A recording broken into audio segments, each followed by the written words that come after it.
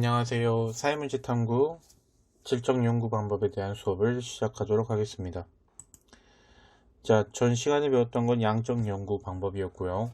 이번 시간에는 질적 연구 방법에 대해서 천천히 살펴볼 텐데요. 먼저 전제부터 살펴볼게요.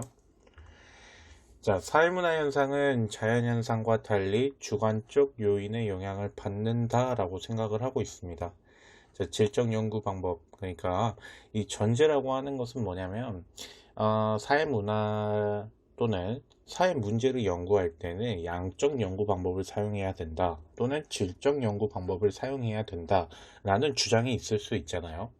근데 질적 연구 방법을 사용하는 사람들은, 질적 연구 방법을 사용하는 게 옳다고 말하는 사람들은 사회문화 현상은 원래가 자연현상과 다르기 때문에 주관적 요인의 영향을 받는다, 그렇기 때문에 자연과학과는 다른 방법으로 사회문화 현상을 탐구해야 한다라고 전제하고 있는 겁니다.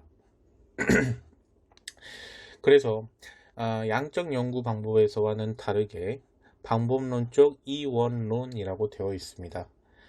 자연과학과 사회현상을 동일한 방법으로 연구할 수 있다면 그것은 방법론적 일원론이겠죠.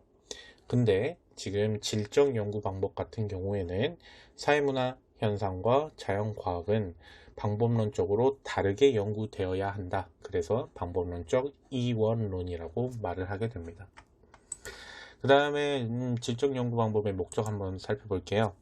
자, 사회문화 현상의 의미 해석과 사회문화 현상이 그렇게 어떤 일어난 계기, 사회 문제 같은 경우에 어떻게 사회 문제가 그렇게 일어났는지 그런 의미 해석과 심층적 이해, 좀 깊이 있는 이해를 바탕으로 하고 있고요. 그 다음에 인간의 행동의 의미 파악, 인간 행동 자체를 이 사람이 어떻게 이런 행동을 하게 됐는가, 그 행동에 대한 동기까지 파악하고자 하는 게 목적이라고 보시면 되겠습니다. 자, 특징 살펴보겠습니다. 사회문화 현상 또는 사회 문제에 대해서 그런 문제 현상이 일어나는데 인간의 행위가 주관적 동기가 있었을 거 아니에요. 어떤 동기가 있었을 텐데 그 동기를 살펴보고 또 어떤 행위를 한 데에 그 행위의 의미가 있을 거 아닙니까? 왜 그런 행위를 했는가에 대한 해석을 하려고 하는 게 질적 연구 방법이고요. 그 다음에 직관적 통찰을 통해 인간의 내면을 심층적으로 이해하려 한다. 즉, 연구자는 어떤 데이터 분석을 통해서 연구를 하는 것이 아니라 본인이 관찰한 것에 대해서, 또는 본인이 인터뷰한 내용 또는 조사한 내용을 통해서 자신이 통찰력을 발휘해서 자신이 판단하는 거예요. 그래서 인간의 내면을 좀 깊이 있게 이해하려 한다. 그 다음에 감정이입적 이해를 추구한다는 건 뭐냐면 그 조사 대상자에게 감정이입을 한다는 거죠. 연구자가 조사 대상자에게 감정이입을 해서 이해하려 한다. 직관적 통찰 또는 깊이 있는 해석, 심층적 이해, 뭐 다 감정이입적 이해, 이런 것들이 다 연결되는 비슷한 어휘라고 생각하시면 되겠습니다.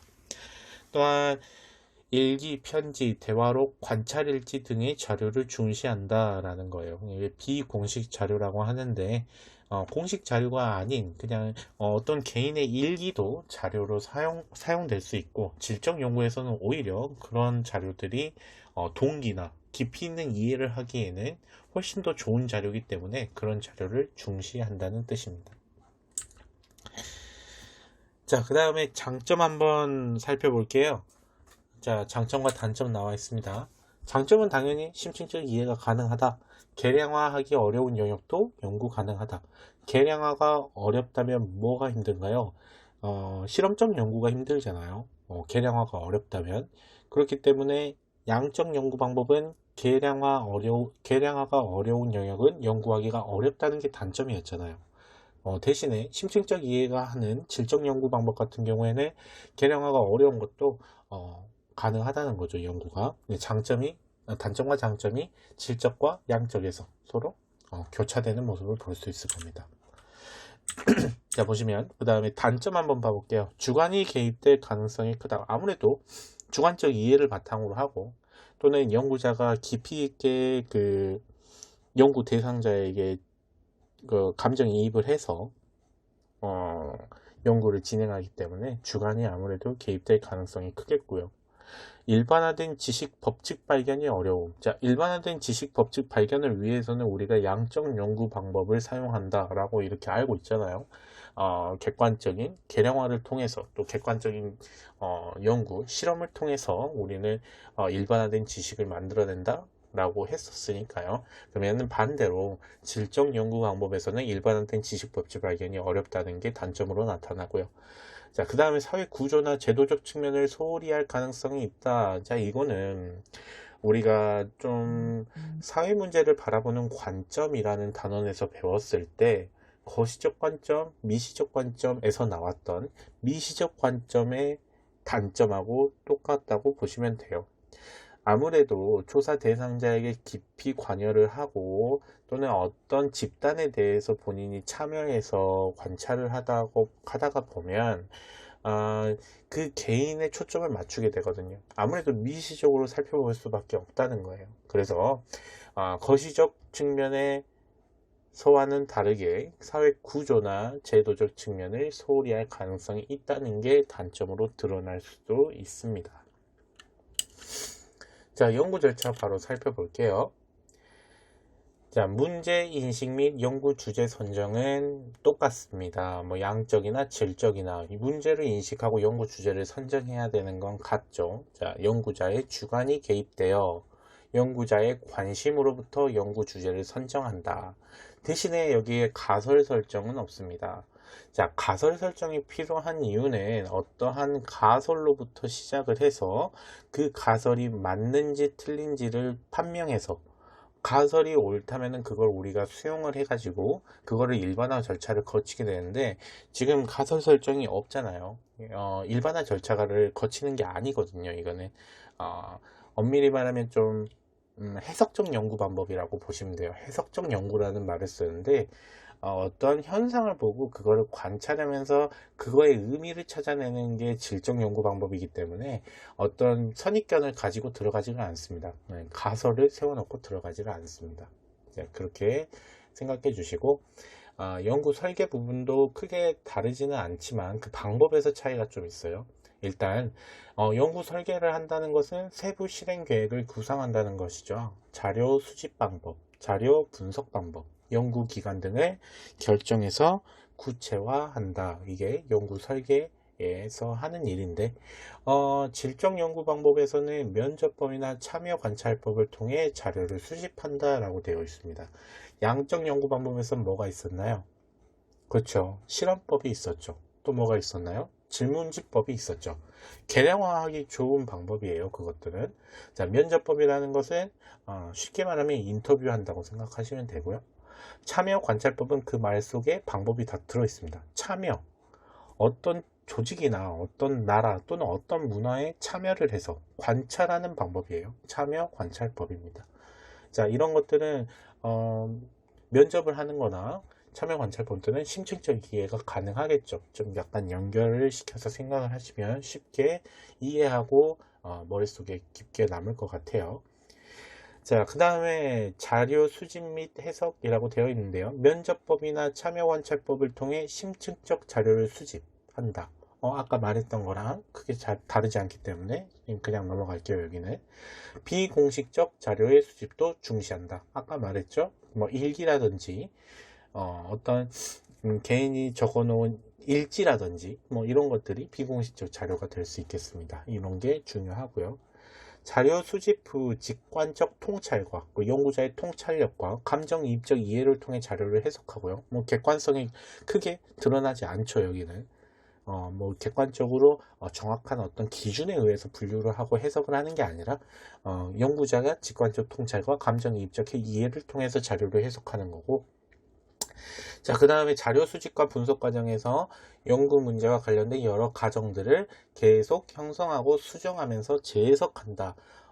자료를 수집하고 분석하면서 계속 어떤 자기가 생각했던 것을 계속 이런 상황이 있으면 계속 관찰해 봤더니 좀 다른 상황이 나와요. 그러면 그걸 수정해서 이렇게도 되는구나 하고 계속 재해석을 하는 과정을 반복한다는 뜻이에요. 예를 한번 좀 들어볼게요. 선생님이 지금 시나리오를 써서 읽는 게 아니다 보니까 예를 한번 들어볼까요? 자, 어떤 게 좋을까? 어, 좀 약간 극단적으로 예를 한번 들어볼게요. 어떤 사람이 아프리카로 가서 그 사람들의 한 부족의 문화를 이렇게 관찰을 한다고 생각을 해봅시다. 자, 관찰을 하러 갔어요. 근데 그 사람이 한 하루 이틀 지켜보니까 이 사람들은 밤만 되면 저녁밥 먹기 전에 막 축제처럼 춤을 추고 막 그러는 거예요. 그래서 이 사람은 생각을 한 거죠. 어떤 한 가정을 세운 거예요. 이 아프리카 부족은 저녁 식사가 굉장히 중요한 행사라서 계속 춤을 추며 행복하게 식사를 하고 그 식사를 되게 축복을 하는구나 라고 이렇게 생각을 한 거죠. 그런데 계속 지켜보는 과정에서 어떤 날은 이 사람들이 춤을 추지 않고 되게 조용한 가운데서 식사를 하는 거예요. 자, 이건 다 지금 예시입니다. 자, 그러면 본인이 관찰해서 보는 모습에 대한 오류가 생긴 거잖아요. 그렇기 때문에 이 부분에 대해서 이제 수정을 하는 거죠. 그러면서 재해석을 시작한 겁니다. 이 사람들은 이틀, 3일에 한 번씩은 그 저녁 식사를 할 때 그 축제하는 모습을 보이지 않구나. 춤을 추는 모습이 나타나지 않구나. 라는 관찰을 해낸 겁니다. 그래서 그거에 대한 해석을 하기 시작하는 거예요. 예를 들면, 3일에 한 번씩 그 쉬는 이유는 예를 들어 그 사람들의 체력을 너무 소비하지 않기 위해서 이런 사람들이 전통적으로 이런 관습을 가져왔다라는 것을 관찰을 통해서 알게 되었다. 이렇게 연구가 마무리될 수도 있는 거죠. 이제 해석을 하는 방법을 선생님이 예시를 든 거예요. 이거는 어디 부족의 실제 사례가 아니고 선생님이 지금 갑자기 생각을 해서 이렇게 예시를 든 거니까. 자, 이 말 때문에 그래요. 자료 수집과 분석 과정에서 연구 문제와 관련한 여러 가정들을 계속 형성하고 계속 가정이 바뀌잖아. 보면서 그것들을 수정하고 자기가 생각했던 거랑 다른 행위가 나타나니까 어떤 날은 춤을 추지 않는 거지. 그러니까 그 춤을 추지 않는 행위에 대해서 다시 재해석을 시작을 하는 거고요. 예, 그렇게 하는 게 이거의 예시가 될 수 있을 것 같아요. 자, 그 다음에 결론 도출 단계인데요. 자료를 바탕으로 해석한 행위자의 주관적 세계가 가지는 의미를 종합하여 결론을 도출한다. 하나도 안 어려워요. 자료를 바탕으로, 그죠? 자료를 바탕으로 하겠죠. 면접을 했든 참여 관찰을 했든 해석한 행위자의 주관적 세계가 가지는 의미를 종합하여 결론을 도출한다. 자, 해석을 하는 거예요. 어떤 자료로 우리가 본 대로 어떤 행위자가 어떤 행위를 행위자가 무슨 행동을 할 때 그 행동을 하는 이유에 대해서 생각을 하는 거예요. 그거를 여러 측면에서 종합해 가지고 본다는 거죠.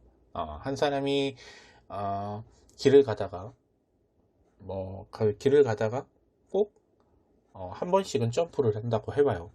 그러면 이 사람이 왜 한 번씩은 점프를 하는지 신체적 측면에서 살펴볼 수도 있고 환경적 측면에서 살펴볼 수도 있고 가정 환경 측면에서 살펴볼 수도 있고 계속 관찰을 하면서 그 사람이 가지는 의미를 종합해서 결론을 도출한다. 그 사람의 세계가 어떻게 형성되었는지 그런 것들을 통해서 결론을 도출하는 거죠. 예를 들면 방금 선생님이 들었던 예시 중에서 이런 결과가 나올 수도 있잖아요. 어떤 사람은 매번 길을 걸어갈 때 5발자국에 한 번씩 점프를 해요.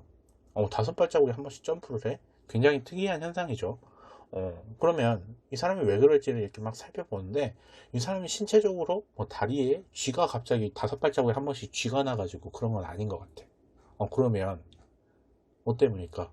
일기를 한번 봐봤어요. 그 사람의 일기를 동의를 얻어가지고 일기를 봤는데 나는 어렸을 때부터 5발자국에 한 번씩 뛰면 좋은 일이 꼭 생기더라. 그래서 나는 이걸 내 주술적인 의미로 5발자국에 한 번씩 점프를 한다 라고 하면 그 사람의 세계가 가지는 의미를 종합해서 결론을 도출한 게 될 수 있겠죠. 그죠? 자, 그 다음에 연구 대상을 이해하는 새로운 관점을 제시하거나 대안적 이론을 제안한다 라고 되어 있습니다. 어떤 한 사람을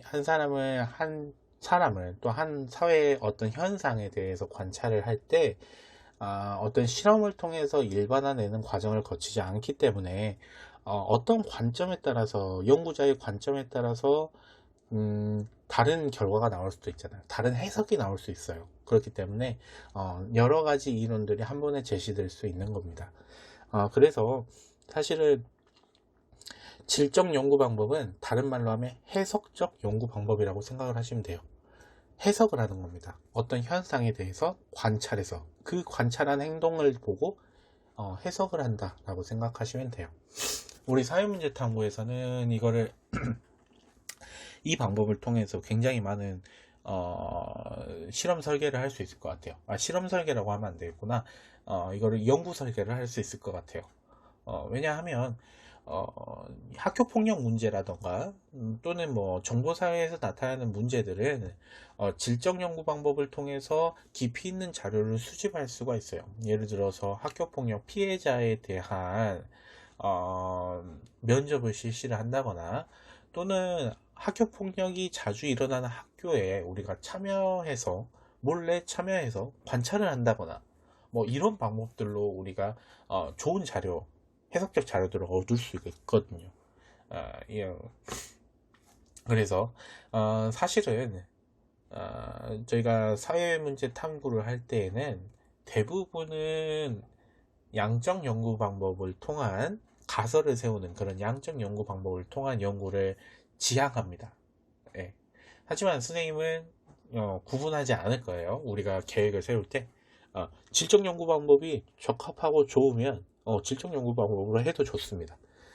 나중에 우리가 계획서를 쓸 때 나중에는 우리가 가상으로 하는 거니까 많은 사람들한테 면접을 해볼 수 있는 기회가 되겠죠. 네, 실제로 하는 거 아니고 뭐 국회의원 당선자들을 상대로 우리가 면접을 해본다거나 뭐 그런 게 가능할 수 있을 것 같습니다.